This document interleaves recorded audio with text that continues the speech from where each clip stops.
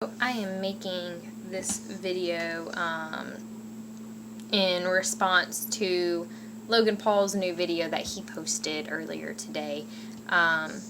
So he has this dog Kong, as I'm sure everyone who follows him knows. Well, apparently Ayla, one of the girls from his vlogs that he knows, registered Kong as a service dog on some kind of registry. From what I understand, Kong already kind of barks and kind of tries to run towards dogs as it is. And Logan, I really, really hope that you see this video. A service dog is not a dog that is registered. The ADA, which is the Americans Disabilities Act of 1990, does not recognize any sort of registration. It's all a scam to get people to pay them money so that they can take their dogs with them as service dogs. So the big problem with that is it causes a lot of access problems for those of us who really need a service dog. I have PTSD, syncope, which is passing out, chronic migraines, and I'm hypoglycemic. So I need my dog.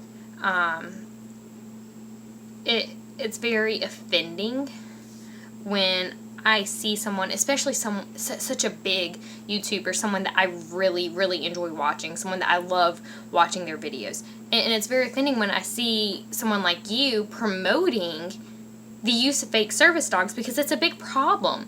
We go in somewhere and someone doesn't believe, oh, well, that can't be a service dog. Where's your registry? Where's your card? Where's your ID? Where's this? And they aren't required to have any of that. And that's not what makes a service dog. So it causes access problems for those of us who really rely and depend on our dogs, because everyone just automatically assumes everything's a fake because that's what they're so used to seeing. So not only does it cause access problems, but when we go out somewhere and someone has their pet with them, passing them off as a service dog, and obviously it's not, and it starts barking or growling or trying to run to and attack our dogs, not only is it distracting towards our dogs, which is a federal offense to distract a service dog, whether it be by pet, whether it be by talking, whether it be by physical contact, it's a federal offense. And when our dogs get attacked by another dog in a store, it then can take us weeks to get our dog's confidence back up, because then they're traumatized. So it can take us weeks to get our dog's confidence back up, to be able to bring them back out with us when we actually rely on them for our well-being, for our safety, to live our lives. And the fact that someone so big is promoting this huge problem that us service dog handlers are facing every single day, it's really saddening. And I love your videos, and I'm not as mad as I think I should be. But I am very upset, and I'm very, very disappointed that you would turn around and talk about it and be like, oh, well, hey, he's registered. That's really upsetting that you'd be like, well, my dog, he's not a service dog, but I'm going to say he is. I understand an emotional support animal. Register an emotional support animal. Most of the time, they are not trained, and they have no sense of control, and they'll bark and they'll bite and they'll do other things when it comes to other dogs. But it'll give you, your ESA will be allowed to live in any housing you are in. They'll be able to ride, up front with you, in the cabin when you go on a plane. I get that. But they don't have public access rights. And public access rights are strictly for service dogs that are highly trained to perform tasks for their owners to help them mitigate their disabilities. So I've got this pamphlet here that I've printed out myself. It's ADA service dog laws.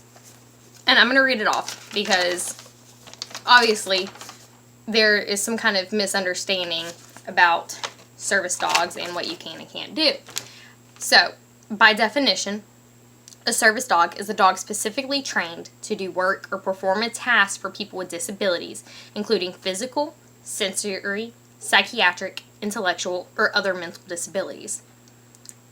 So, unless you have some actual disability that prevents you from living your life the way a normal person would, you have no need for a service dog.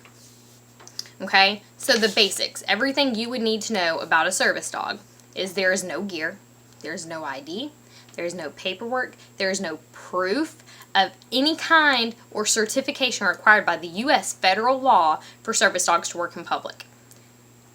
Most service dog handlers keep vests on their dogs. We are not required to, but not only does it help us with public access rights, and it helps keep people away so that people don't pet them, but we don't have to. It's more of it makes it easier for us when we go out somewhere to have our dog vested, just so we don't face so many problems, so many people talking, whatever. Federal law mandates anywhere the general public is allowed to go, so may their dogs. Doesn't matter where it is. Operating rooms, ERs, things like that's different, but hospitals, schools, restaurants, it doesn't matter. They're allowed to go with you. If a service dog is out of control, if it urinates, defecates indoors inappropriately, is barking, or is aggressive, a place of public may legally ask the handler to remove the dog from the premises, which would be your case with Kong if anyone actually cares. So, sadly, our problem is that places of public accommodation may only ask 2 questions if it's not clear it's a service dog. But most of the time when people have a vest on their dog saying service dog, they're not going to ask questions. And, and then these pets that are crazy, that, not necessarily crazy, but that are not trained, are then running around in a store where, I might be with my service dog. You can ask, is the dog required because of a disability? And what task or work is the dog trained to do?